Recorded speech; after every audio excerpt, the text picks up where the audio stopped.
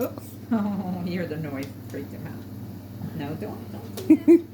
Just looking what it is. Yeah. He does get startled with noises now. Yeah. It was just leaned up against Yeah, there. no, it just fell over. He gets.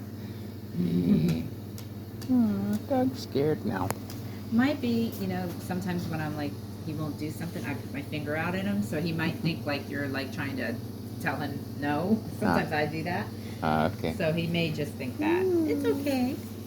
It's okay. Here, let me give you a thing to give him. He'll be happy then. Oh.